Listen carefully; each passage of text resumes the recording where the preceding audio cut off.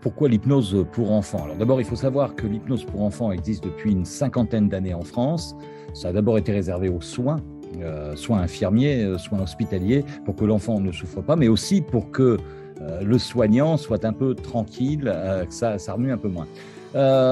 Aujourd'hui, dans les cabinets d'hypnose, dans les cabinets d'accompagnement, un grand nombre d'enfants viennent consulter les praticiens, praticiennes, pour diverses raisons. Alors, ces raisons, on les retrouve bien sûr, troubles du sommeil, on a pas mal de troubles du sommeil, manque de confiance en soi, troubles liés à la scolarité, troubles liés à la séparation des parents, les peurs, les phobies bien sûr, les peurs diverses du noir, mais aussi des animaux comme les gros chiens par exemple.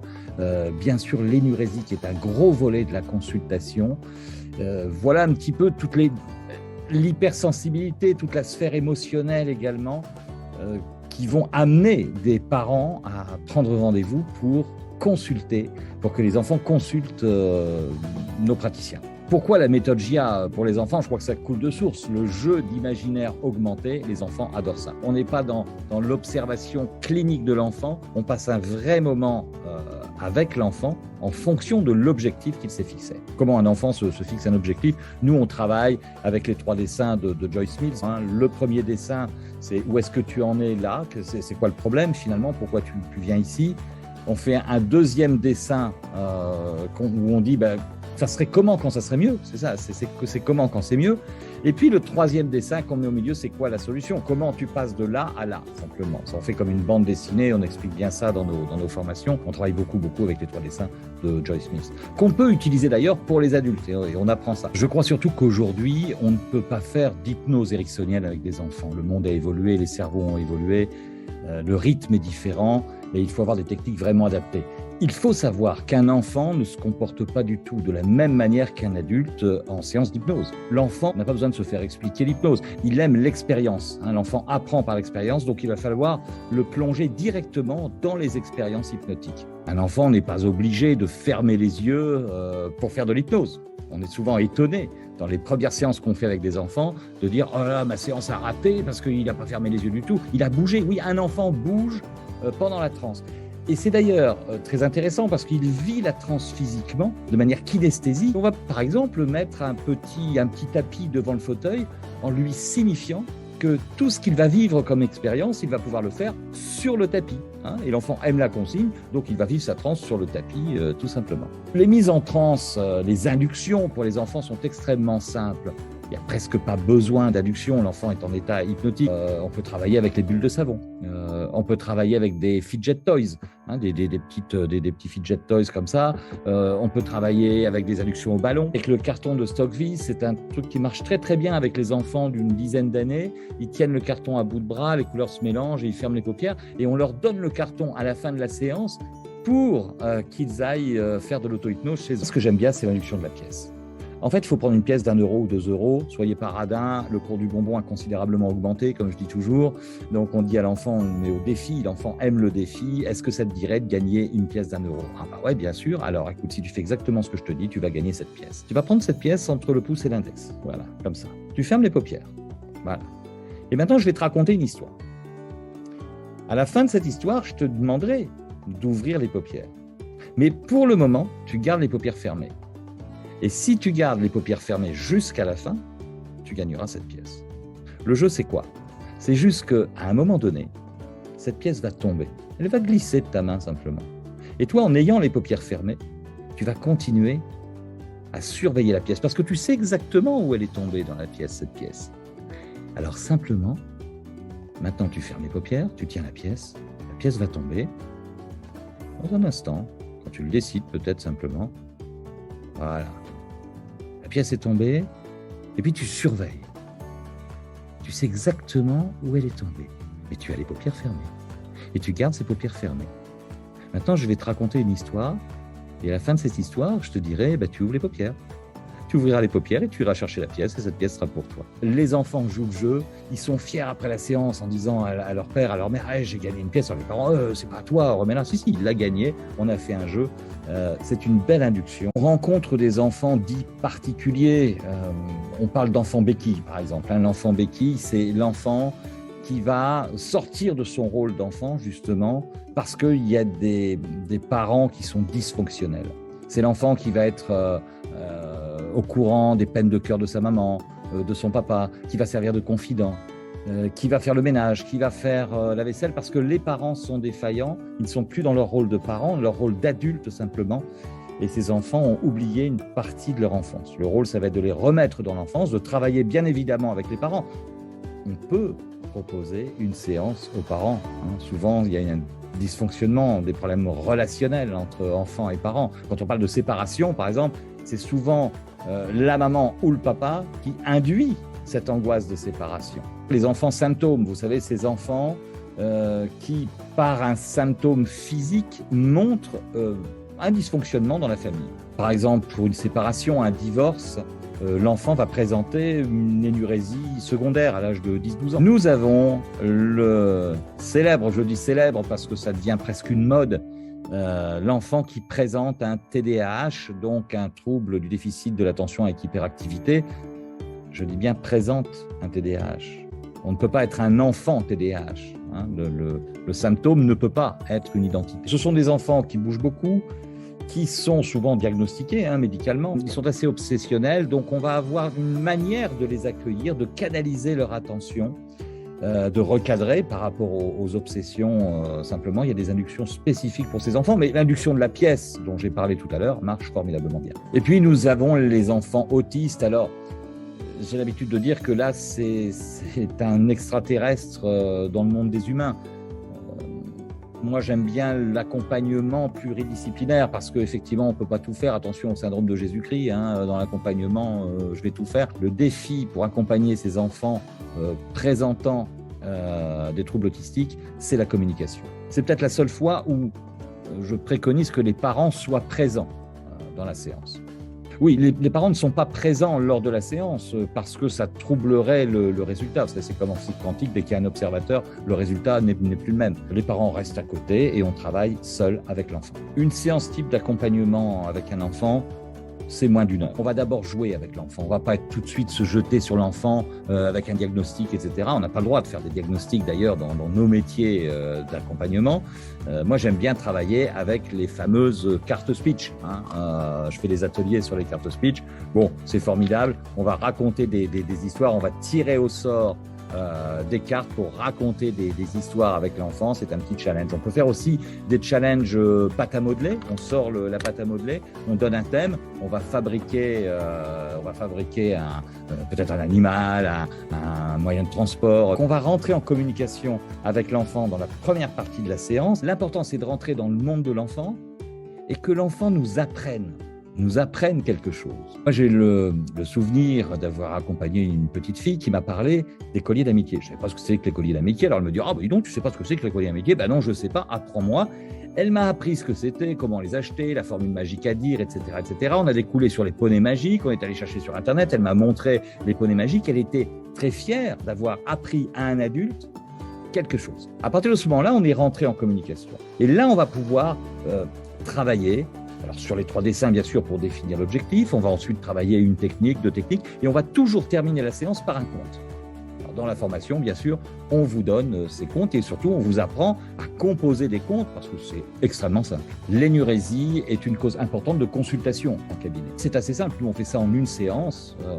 Finalement, il va d'abord falloir, j'ai l'habitude de dire, dégager les parents du jeu. C'est-à-dire que les parents ont tendance à vouloir tout faire, changer les draps, etc., etc. Non, on va demander à l'enfant de le faire. Alors, pas de faire la lessive, bien évidemment, mais c'est à lui de le faire. C'est dans ce sens-là où je dis qu'il faut dégager les parents du jeu. On va recadrer sur le terme sec plutôt que pipi au lit, lit mouillé, etc. Par exemple, combien de fois tu te réveilles avec un lit sec dans la semaine ? C'est complètement différent que de dire t'as fait combien de fois pipi au lit. On va inverser le processus. On va bien sûr travailler sur le chemin du pipi, le cycle du pipi. Parce que des fois, les enfants ne savent pas comment c'est. La connaissance organique du pipi, les enfants ne le connaissent pas. Alors, oui, on boit de l'eau, on va faire un petit schéma, on va prendre un petit feutre et puis on va faire le chemin avec l'enfant. Ça va dans les reins, etc. C'est filtré, ça va dans la vessie, c'est là que ça se situe, etc. Ensuite, on va travailler sur le discours, le dialogue entre le cerveau et la vessie. On va prendre des petites poupées de doigts, on va pouvoir faire des petits dessins sur les doigts, et puis on va jouer cerveau. Oui, bonjour, ici c'est le cerveau. Oh, la vessie, j'en peux plus, je suis la vessie, j'en peux plus, aide-moi, aide-moi. On va faire un petit jeu de rôle comme ça, et on va inverser les rôles. On va demander à l'enfant de faire le cerveau, et puis après, on va lui demander de faire la vessie, pour qu'il comprenne comment ça marche déjà de l'intérieur. Il va y avoir la métaphore qu'on va composer pour l'enfant. On en donne une en formation qui marche vraiment formidablement bien. On va donner cette métaphore aux parents pour qu'ils la racontent à l'enfant, ou on va faire un audio, par exemple, pour qu'ils puissent l'entendre. Et puis, on va avoir de petits objets magiques que l'enfant va fabriquer avant de s'endormir le soir, tout simplement. Attention à l'énurésie, il n'y a pas d'énurésie avant 5 ans et demi, 6 ans même. C'est pas la peine. Il y a des parents qui nous amènent des enfants à 4 ans. Le conseil que je vous donne, c'est de ne pas accompagner l'enfant. Il y a la maturité des sphincters, il y a plein de choses qui rentrent en ligne de compte. Il n'y a pas le feu au lac, comme on dit. On va vraiment faire rentrer l'enfant dans son monde imaginaire, et c'est un spécialiste de l'imagination. Donc, je peux vous dire que souvent, c'est le praticien qui cavale derrière l'enfant, parce que l'enfant est prolixe au niveau de son imagination. Il nous donne vraiment beaucoup de matière. Oui, je vais vous donner une technique qui s'appelle la pierre de confiance, justement, qui travaille sur la confiance en soi, mais pas que. Vous allez voir que vous pouvez l'adapter pour plein de choses avec un petit jeu d'ancrage tout simple. Alors, je suis revenu dans ma salle de cours pour vous présenter cette technique de la pierre de confiance. Je vais juste vous partager mon écran pour vous faire la démonstration de cette technique extrêmement simple. Voilà, normalement, vous voyez mon keynote. Alors, pour faire cette technique, on va d'abord demander à l'enfant de fabriquer une pierre de confiance. Comment on va faire ça? On va travailler par jeu d'ancrage. Je vais demander à l'enfant dans quel moment il a confiance en lui. Je vais prendre l'exemple d'un petit garçon que j'ai eu il n'y a pas longtemps. C'est quand je marque des buts au foot. OK, ferme les paupières, imagine tu marques des buts, puis on va faire un petit ancrage kinesthésique, tout simplement. Bon. Une fois que ça c'est fait, je vais reprendre l'ancrage kinesthésique qui vient d'être fait pour le replonger dans la confiance, et je vais lui dire, tiens, voilà de la pâte à modeler. Alors, on prend une pâte durcissante blanche parce que l'enfant va emmener le petit objet avec lui, et tu me fabriques quelque chose qui fait penser à la confiance. Voilà. Des fois, c'est un animal, des fois, c'est une simple boule, des fois, c'est une galette, peu importe, c'est vraiment on l'appelle la pierre de confiance, tout simplement. Bon, une fois que ça c'est fait, on va aller dans une forêt. On va emmener l'enfant, ferme les paupières, imagine que tu es dans une forêt magique et tu as cette pierre de confiance dans la main. Bon. Comment elle est cette forêt? Pourquoi elle est magique? On peut poser plein de questions à l'enfant pour lui faire vivre vraiment toute cette aventure.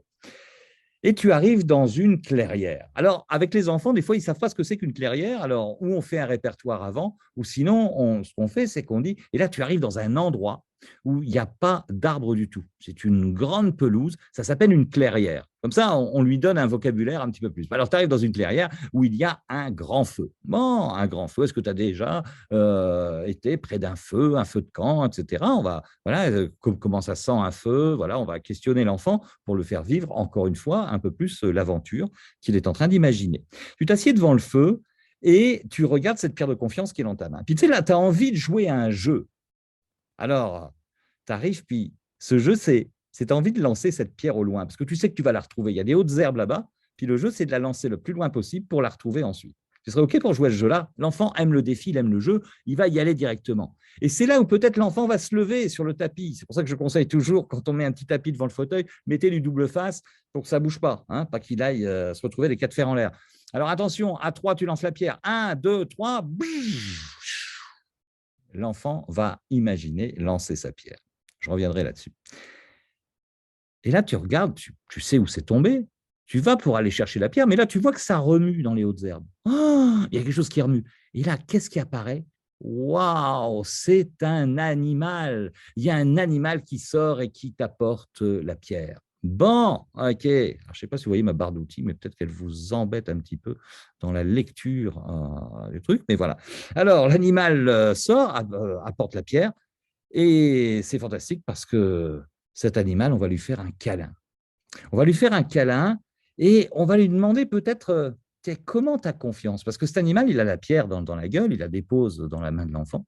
Et puis, on va lui demander comment tu as confiance, toi? Et on va dire à l'enfant, écoute les conseils, il te dit quelque chose.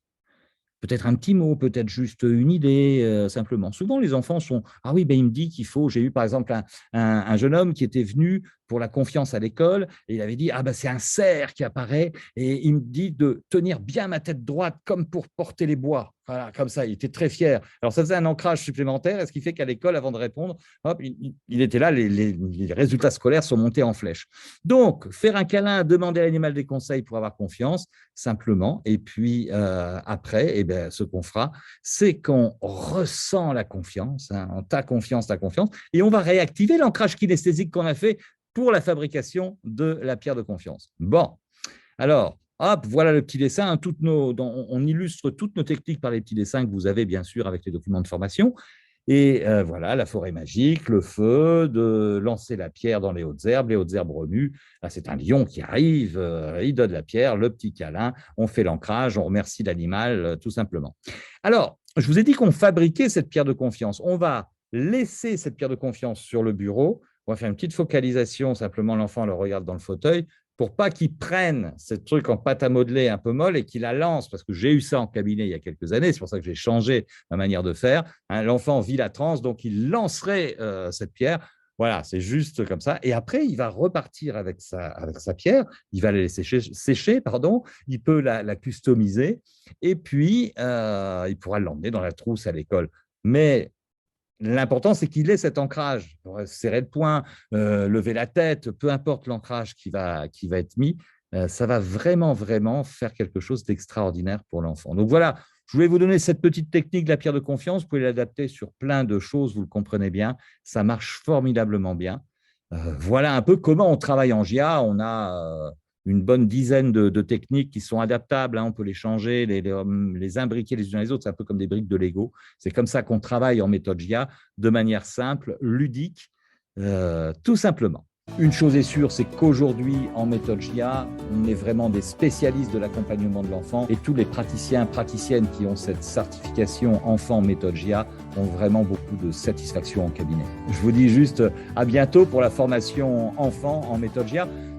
C'est bientôt la rentrée, donc c'est le moment vraiment de faire cette formation parce que vous allez voir que les enfants vont défiler dans nos cabinets. Les enfants sont des éponges et dans un monde qui ne va pas très bien, sont peut-être les premiers à montrer les symptômes. Donc effectivement, on va voir qu'à la rentrée, il va y avoir énormément de demandes dans nos cabinets, donc autant se former maintenant pour préparer cette rentrée. Merci de votre confiance pour la méthode GIA.